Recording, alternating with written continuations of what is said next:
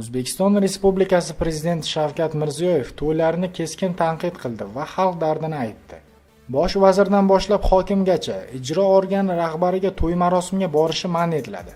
Choyxonalarning yonida davlat mashinasini turganini ko'rgan kunim ishdan olib tashlayman. Jinoiy javobgarlikka tortaman.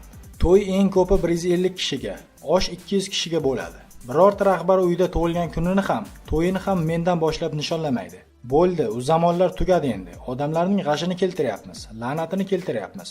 Marosim ham, to'y ham rahbarlarsiz bo'ladi. Bosh vazir boradi g'uddayib hamma muovini bilan.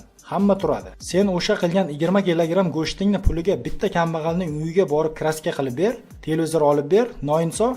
Qaror chiqadi qaror. Prezident qarori emas, senatning qarori chiqadi.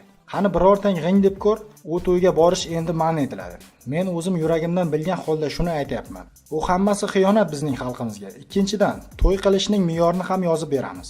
Toshkentda 4 ta qizi bor odam o'zini osish kerak to'y qilish uchun. Oddiy odam, oilali, budjetdan oylik oladigan odam o'zini osish kerak.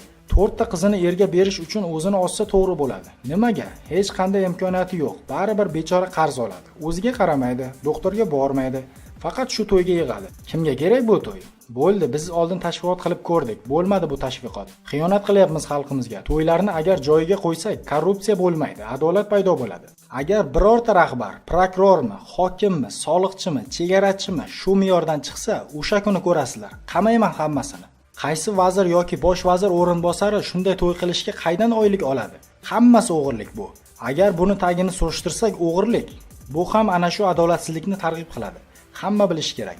110 kishi, 120 kishi, tamom. Juda borsa ruxsat olib komissiyadan 150 kishilik qiladi. Boshqacha to'y bo'lmaydi hech qayerda. Juda yaxshi to'y bo'ladi. Faqat yoshlar bo'ladi to'yda. Qariyalar non sindirishga boradi. Yoshlar to'yga boradi. Nima uchun buni aytayapman? Andijonda ham juda haliga ketgan ertalabki to'ylar, avvalo ertalabki to'ylar yo'q bo'ladi. Bo'ldi endi, obedda soat 1 dan 2 gacha to'y. Kechqurun qaysi restoran to'y qilsa, o'sha restoranni yopamiz, degan prezident.